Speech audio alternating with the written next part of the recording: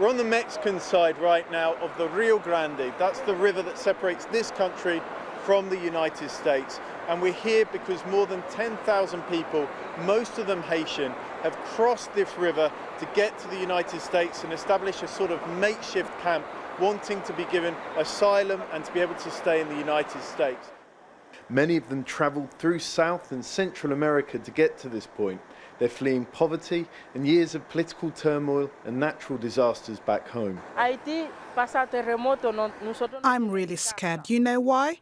Haiti had an earthquake. We were left with nothing. No home, no food, nothing. Almost all my family died. And if we don't go across, where are we going to go? We don't have a home. That's why we're searching for a better future.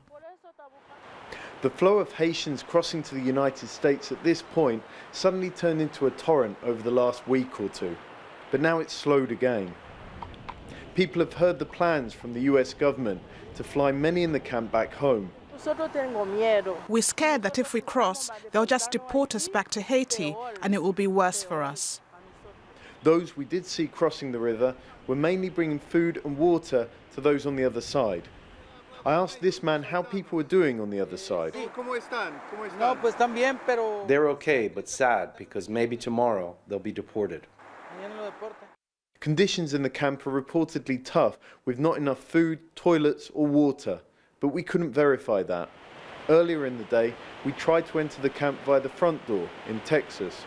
We just tried to get into the camp via the US entry, and we were denied there. We now just crossed the river and tried to get in through this entry port, and we've just been denied by the border patrolmen that you can see behind me, who say that we're not allowed in. Other journalists said the same. The US authorities are blocking the media from talking to those inside. Meanwhile, they're faced with a problem that would test any administration. A makeshift shantytown suddenly springing up on their border with thousands desperate to stay. John Holman, Jazeera, Acuna, Mexico.